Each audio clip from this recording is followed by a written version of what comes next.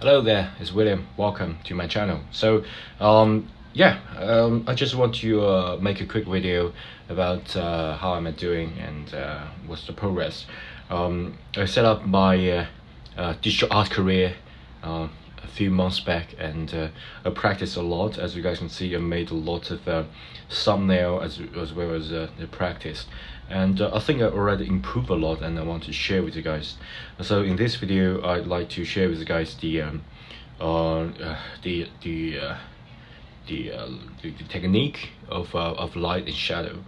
Okay, now this is a pretty cool technique that I learned recently. So for example, I used a ball as an example to draw the direction lights and as well as the point light. Okay, and of course I also learned a new technique of how to draw a sort of a glowing object.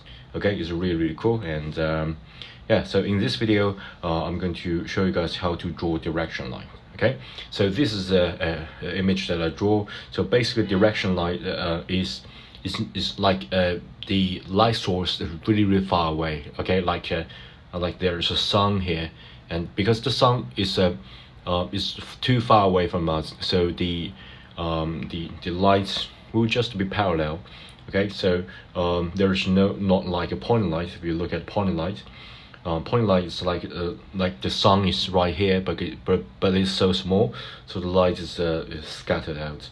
Okay, so if it's a direction light, how to do that? Pretty simple. You just imagine there is the source of light and coming from that direction, and draw all this imaginary. This is not a must that you have to do, but you have to make a mental note to imagine there are a lot of direction lights that parallel with each other and coming from this direction, and then you can imagine how you're going to draw the ball. So I'm going to show you guys the layer that I draw. Let me just get rid of everything. So first, of course, you just need to draw this. Yeah, I don't know why. Let me just get rid of everything. Okay, first of all, you just need to draw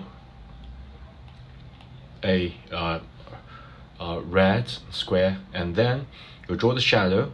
Okay, and you can fine-tune your shadow, and because the light coming this way, so the shadow will be approximately here, and then you can add in the say the reflective light, because if the light coming this way, it will get reflected. So these two parts will have a reflective light, and then of course there will be a highlight depending on the material that you are dealing with, and yeah, and of course you can add in more shadows just to make it more realistic, or depending on the circumstances. Okay, so this is just a key takeaway for you, and there will be a shorter version of it, and of course if you really want to know the step-by-step, I got a longer version of it, and so I'm going to do this myself again, just to demonstrate. Of course this version will not be as good as the version that I demonstrated just earlier, because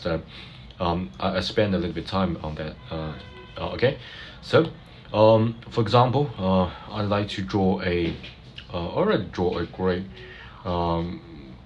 blue ball. Let's draw a green one this time, so just add a little bit of variation. Okay, maybe this, and I'm going to use brush studio pen, and I'm going to just draw that, hold it, and using one finger to make a perfect square and drop it in. Okay, and once you got that, you can just imagine light coming from this way. Okay, so imagine light coming from this way, you got a shadow dropping down. So yeah, so we can add in another layer. The shadow will be dropping down, so I just use brush, airbrush, soft blend will be suffice, and I'm going to make it a darker color, and make it Yeah, there's another technique which is I can increase the opacity and decrease the size just to make the really dark area as here. Okay, once you got that, you can increase the size. You can increase the size, but decrease the opacity, and then just to increase the area. And of course, then you can increase the size or decrease the opacity. Okay, just to get it pretty vague. And yeah, that's basically how to do it. And of course, you can move the whole layer altogether if you think the shadow is not in the right direction with the light. You can just move it all together. Okay, and of course you can add the shadow above it, and this is a technique that I recently learned, is to select this area, but at the same time make a new layer of it. Okay, so you dot and you select it, and you can't draw outside from this shape, which is brilliant, especially if you want to add something above this layer. And I'm going to use this soft blend as well, because it's just a shadow. And the technique I learned is that you draw the darkest area first and then you blend it. So you decrease the size and increase the opacity, and you draw here, but you never draw outside of this area. That's because yeah, that's because you already selected this area. Okay, so this is really good.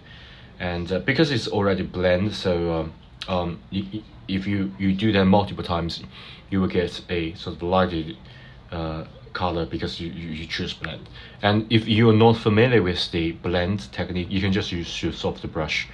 It works perfectly. Sorry, I just got a sneeze. Let me just increase that but decrease the opacity a little bit. Okay, so just make the something like this. Okay, and then using the same technique, you increase the size but decrease the opacity. Okay, so you get a soft blending feeling. And yeah, I think maybe the size is too much. And let me got the intermediate area. Okay, so yeah, and here is the where magic happens. After you have done that, this is the technique I learned. After you have done that, you can duplicate it. Okay, so you can duplicate it and using one layer as the Gaussian blur, because you can't possibly do everything so perfectly.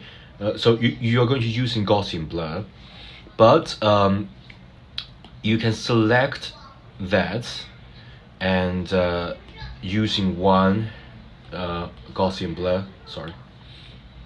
I think this might not work because Gaussian blur will stack out of it. But you can erase that earlier and erase that, or you can just yeah. So yeah, Gaussian blur. After you've done that, you can see the unsmoothed area will get smoothed out, and I think that looks pretty good.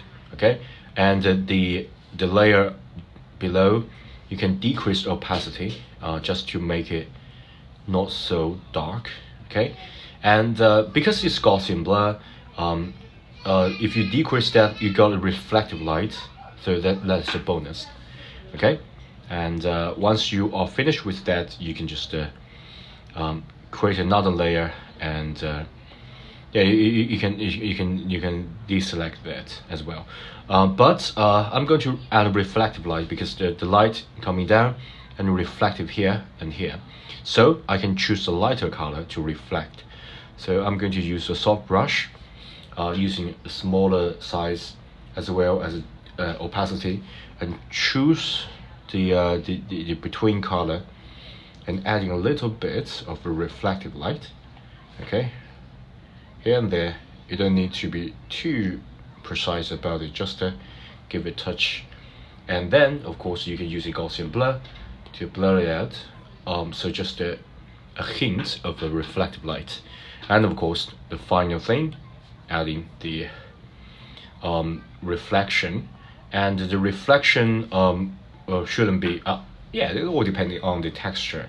So for example, if you think it's really smooth, you can get a inking and studio pen. You can get really reflective maybe just using lighter something like that. Okay, but that's too much. That's definitely too much. Something like that. Yeah, you can use something like this. And if you want really reflective, you can use say a lighter color. Yeah, it all depends on you. Okay, that's how to dealing with the direction light, because it's coming from one direction, and get all the shadow, reflective light, as well as the reflection. And yeah, it works pretty smoothly. And yeah, you can do a practice. I just learned this technique yeah, a while ago.